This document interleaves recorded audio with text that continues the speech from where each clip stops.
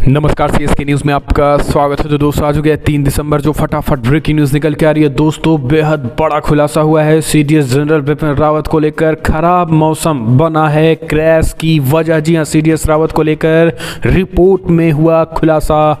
दूसरी बड़ी अपडेट निकल के आ रही है। जम्मू कश्मीर सेना ने घुसपैठ की कोशिश की नापाक। पाकिस्तानी घुसपैठियों को किया सुरक्षा बलों ने ढेर। सीमा से बड़ी खबर। तीसरी बड़ी अपडेट, इजरायल ने आतंकी संगठन के इलाके में घुसकर की खतरनाक एयर स्ट्राइक। एक दिन पहले हमास ने रॉकेट दागे थे।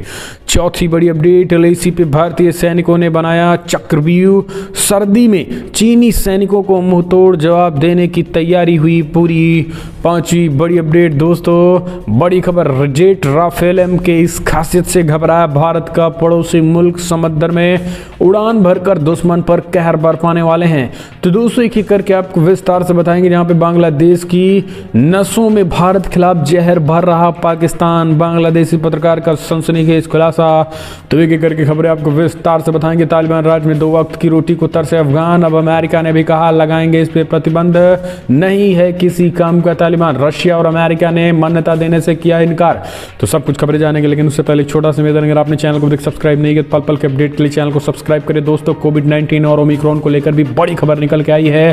तो सब कुछ खबरें विस्तार से, लेकिन इस देश की इंडियन आर्मी के लिए पहले जय हिंद लिखना मत भूलिएगा। दोस्तों, दरअसल पहली बड़ी अपडेट निकल के आ रही है। खराब मौसम की वजह से क्रैश हुआ सीडीएस जनरल रावत का चॉपर। महीने भर बाद आई रिपोर्ट्स में हुआ बड़ा खुलासा। दोस्तों, तमिलनाडु में पिछले 8 दिसंबर को हुए हेलीकॉप्टर हादसे में सीडीएस जनरल बिपिन रावत और उनकी पत्नी समेत 14 लोगों की मौत के करीब 1 महीने बाद इससे जुड़ी खबर सामने आई है। इस घटना की जांच के लिए गठित की गई समिति के हवाले से सूत्रों ने बताया है कि ऐसा हो सकता है कि खराब मौसम के चलते ही ये हादसा हुआ हो। जहां समिति जल्दी अपनी रिपोर्ट सौंपेगी, लेकिन प्रथम दृष्टया जो रिपोर्ट निकल के आई है दोस्तों, सेना के जो सूत्रों के हवाले से रिपोर्ट्स मिली है आज तक को, उसमें उन्होंने कहा है कि फिलहाल प्रथम दृष्टया जो है वो कोहरे की वजह से, घने कोहरे की वजह से जो है ये चॉपर क्रैश हुआ है पहाड़ों में टकरा कर। दरअसल एनडीटीवी ने भी अपनी रिपोर्ट में बताया है कि जनरल बिपिन रावत और उनकी पत्नी और 11 अन्य अधिकारियों की दुर्घटना की जांच लगभग पूरी हो चुकी है और ये जल्द ही विस्तृत रिपोर्ट आएगी। और प्रथम दृष्टया जो है इसमें मानवेंद्र प्रताप सिंह ने मीडिया को बताया है कि इसमें चालक दल के दिशा भ्रमित होने का ये मामला जो है निकल के आया है और कोर्ट ऑफ इंक्वायरी में कुछ खुलासे हुए हैं। कोहरे की वजह भी इसका बना है और दिशा जो है वो भ्रमित हो गया था चालक। हम चलते हैं एक और अपडेट। जम्मू कश्मीर, आपको बता दें पाकिस्तानी सेना की घुसपैठ की कोशिश नाकाम। सुरक्षा बलों ने ढेर किया एक घुसपैठियों को। भारतीय सेना ने जम्मू कश्मीर में कुपवाड़ा जिले के केरण सेक्टर में पाकिस्तानी सेना की बॉर्डर एक्शन टीम की घुसपैठ की कोशिश को नाकाम कर दिया है। इसके साथ ही घुसपैठियों को भी ढेर कर दिया है। दरअसल आपको बता दें 28 माउंटेन डिवीजन के general officer commanding major general Abhijit Pendarkar ने कुपवाड़ा में संवाददाता सम्मेलन में बताया है कि शनिवार को दोपहर करीब 3 बजे पठानी सूट और काली जैकेट पहने हुए एक घुसपैठी संघर्ष विराम समझौते का पूरी तरीके से उल्लंघन करते हुए सीमा पार से इस तरफ घुसने की कोशिश कर रहा था। घुसपैठियों को पहले समर्पण के लिए चुनौती दी गई, लेकिन बाद में नियंत्रण रेखा पर तैनात जवानों ने उसे मार गिराया। आपको बता दें ये बेहद बड़ी खबर। आपको दरअसल घुसपैठियों के शव को वापस ले जाने के लिए पाकिस्तानी सेना को भी हॉटलाइन पर सूचित कर दिया गया। मेजर जनरल ने कहा है कि मृत घुसपैठ की पहचान पाकिस्तानी नागरिक मोहम्मद शब्बीर मलिक के रूप में हुई है। हम चलते हैं एक और अपडेट। हमास को जवाब, इजरायल ने आतंकी संगठन के इलाके में एयर स्ट्राइक की। एक दिन पहले हमास ने दागे थे कई रॉकेट। दोस्तों, इजरायल ने हमास के बीच तनाव बढ़ गया है और इजरायल का आरोप है कि हमास ने नए साल के पहले दिन उनके रिहायशी इलाकों में रॉकेट से हमला किया। कुछ घंटे के बाद इजरायल के फाइटर जेट गाजा पट्टी के ऊपर उड़ रहे थे। हमास के कब्जे वाले इलाकों पर बम बरसाए गए और आपको बता दें कि अब यह साफ नहीं हो सका है कि गाजा पट्टी में कितना नुकसान हुआ है। हालांकि गाजा पट्टी के इलाके में आग की लपटें साफ दिखाई दी हैं। दोनों ही पक्षों ने अब तक इस बारे में कोई जानकारी नहीं दी है। हमास ने रविवार तड़के इजरायल की समुद्री सीमा के करीब सेंट्रल पॉइंट पर रॉकेट दागे थे और इनमें कुछ लोग घायल थे। इसके बाद इजरायली डिफेंस मिनिस्ट्री ने साफ शब्दों में कहा था कि इसे देश पर आतंकी हमला माना जा रहा है। हम चलते हैं एक और अपडेट। एलएसी पे भारतीय सैनिकों ने बनाया चक्रव्यूह। सर्दी में चीनी सैनिकों को मुंह तोड़ जवाब देने की तैयारी। दोस्तों, सीमा पर चीन की सेना को मुंह तोड़ जवाब देने के लिए भारतीय सेना ने चक्रव्यूह का निर्माण किया है और भारतीय रक्षा मंत्रालय ने कहा है कि भारतीय सेना ने भारतीय सीमाओं पर पीपल्स लिबरेशन आर्मी द्वारा सैनिकों की वृद्धि और सीमा पर इंफ्रास्ट्रक्चर बनाए जाने के जवाब में अपनी ताकत को पुनर्गठित करना शुरू कर दिया है। सीमा पर भारतीय सेना ने चीनी सैनिकों के खिलाफ चक्रव्यूह का निर्माण किया है। दोस्तों, दरअसल भारतीय रक्षा मंत्रालय ने कहा है कि उन क्षेत्रों में जिन जगहों पर अभी तक इंडियन आर्मी की तैनाती नहीं की गई है, उन जगहों पर भारतीय सेना की तैनाती कर दी गई और सीमा पर इंडियन आर्मी ने अपनी ताकत को पुनर्गठित कर दिया है। हम चलते हैं एक और अपडेट लेते हैं। तो दोस्तों, बड़ी खबर, जेट राफेल एम के इस खासियत से घबराए भारत के पड़ोसी मुल्क समंदर में उड़ान भरकर दुश्मन पर कहर बरपाएंगे। दोस्तों, भारत पड़ोसी देशों की चुनौतियों से निपटने के लिए रक्षा क्षमता को लगातार मजबूत करने में जुटा है। भारत न केवल युद्ध के साजो सामान की संख्या बढ़ा रहा है, बल्कि अत्याधुनिक तकनीकी के इस्तेमाल से इसे उन्नत भी बना रहा है। इसी कड़ी में अब सुपरसोनिक जेट राफेल एम का समुद्र में उड़ान भरने के ट्रायल की तैयारी हो रही है। इसके अलावा वर्ष 2022 के 75वें स्वतंत्रता दिवस के मौके पर 15 अगस्त को ICS-1 INS विक्रांत के तौर पर नौसैनिक बेड़े में शामिल किया जाएगा। तो ये बेहद बड़ी खबर। हम चलते हैं एक और अपडेट, बांग्लादेश की नसों में भारत के खिलाफ जहर भर रहा पाकिस्तान, बांग्लादेशी पत्रकार का सनसनीखेज खुलासा है। अब बांग्लादेश पाकिस्तान का हिस्सा था, उस वक्त पाकिस्तानियों ने पूर्वी पाकिस्तान पर कितना जुल्म किया था उसे बांग्लादेश कभी नहीं भूल सकता। इतिहास में दर्ज है कि पाकिस्तानी सेना ने कैसे हजारों बांग्लादेशी लड़कियों के साथ बलात्कार किया है और हजारों बेगुनाह लोगों को मार दिया। इसलिए बांग्लादेश ने लड़कर पाकिस्तान से आज़ादी ली, लेकिन ये नहीं कि पाकिस्तानी बांग्लादेश की नसों में भारत के खिलाफ जहर भरने की कोशिश कर रहा है। इसका पर्दाफाश खुद बांग्लादेश की मीडिया ने किया है।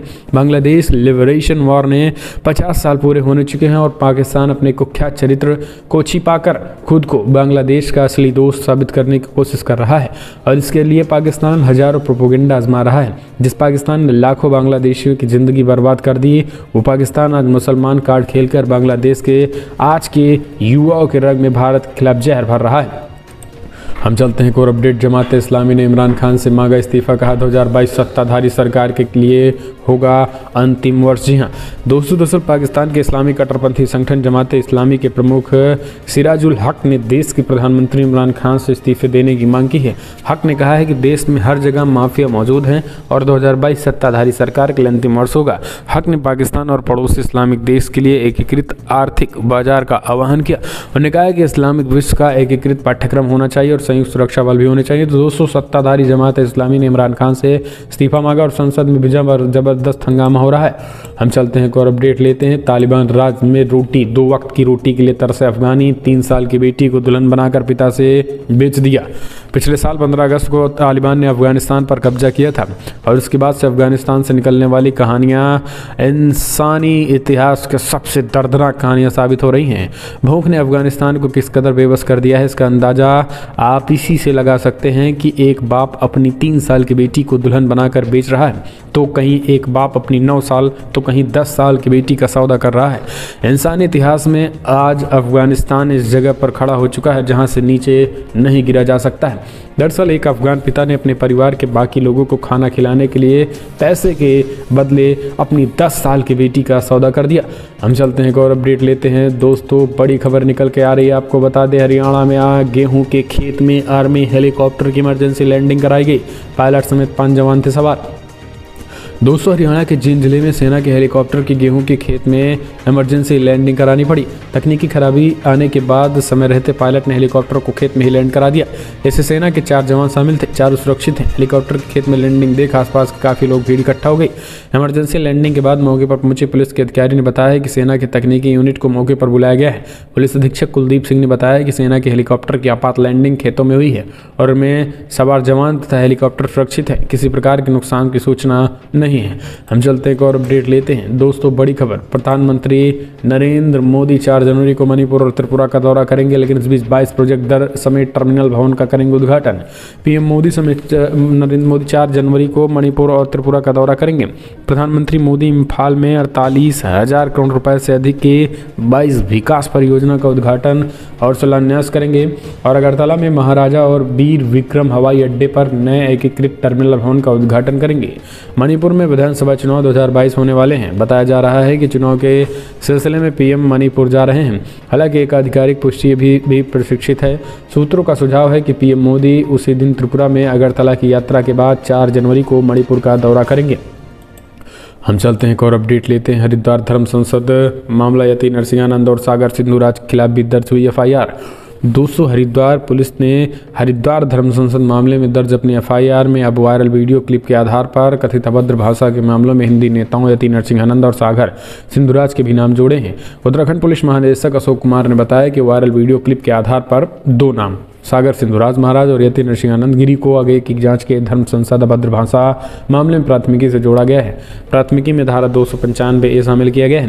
गौरतलब है कि पिछले हफ्ते हरिद्वार में एक धर्म संसद का आयोजन किया गया था, जहां से मुस्लिम समुदाय पूर्व प्रधानमंत्री मनमोहन सिंह महात्मा गांधी के खिलाफ सांप्रदायिक टिप्पणी करने का मामला था।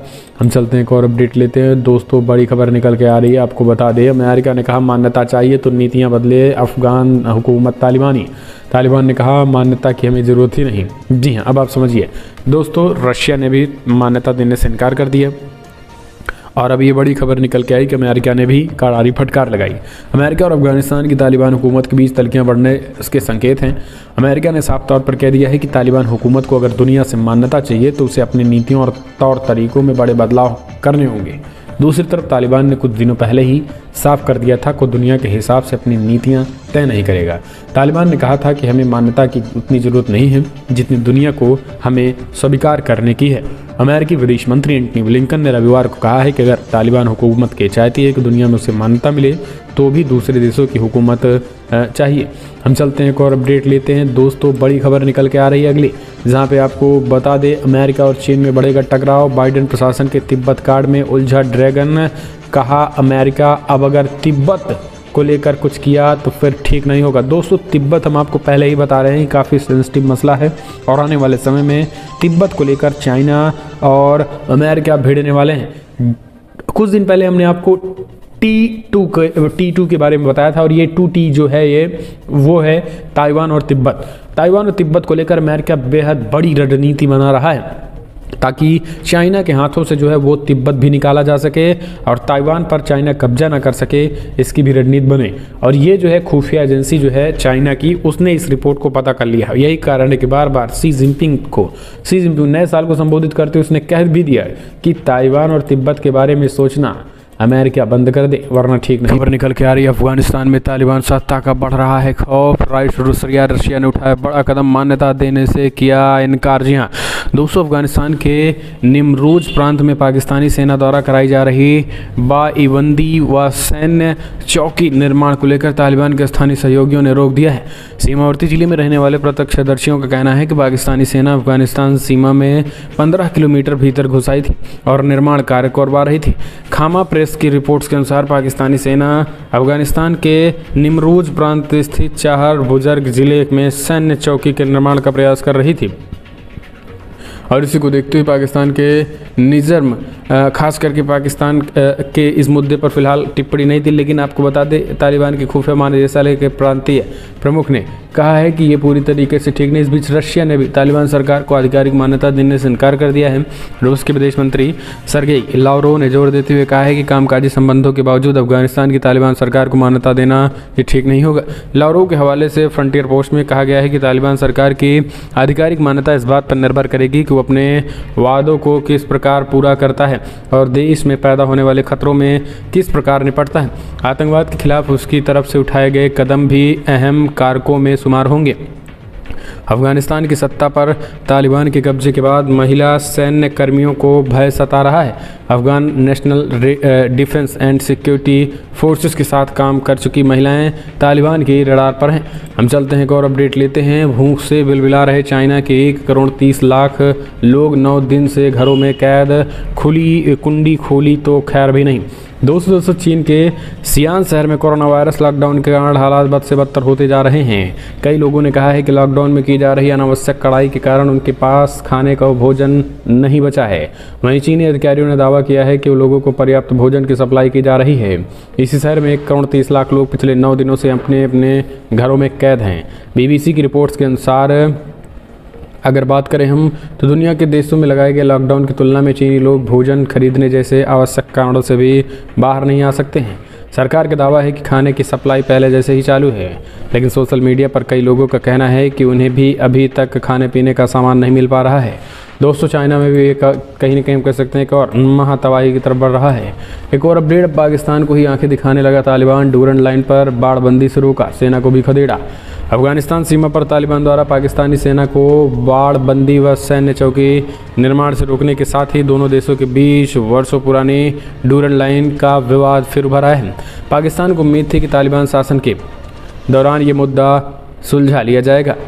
अफगानिस्तान के निमरोज प्रांत में पाकिस्तानी सेना द्वारा कराई जा रही बाड़बंदी व सैन्य चौकी निर्माण को तालिबान ने रोक दिया है। दोस्तों, आपको बता दें कि पाकिस्तान की जो है वो हालत ख़राब हो चुकी है। पाकिस्तान जो है वो कुछ कर नहीं पा रहा है और इमरान खान की जो है हालत खस्ता हाल हो चुकी है। तालिबानियों संग कहीं न कहीं एक तरीके से यारी अब पाकिस्तान को पड़ रही है भारी। यही कारण है कि इमरान कुछ नहीं कर पा रहा है और अब केवल और केवल विरोध के सुर ही उठते जा रहे हैं। तो हम कह सकते हैं कि ये पाकिस्तान के लिए अब उल्टे दिन शुरू हो चुके हैं। हम चलते हैं और अपडेट। भारत और पाकिस्तान ने परमाणु संस्थानों की सूची साझा की, अपनी जेलों में बंद कैदियों की जानकारी भी सौंपी।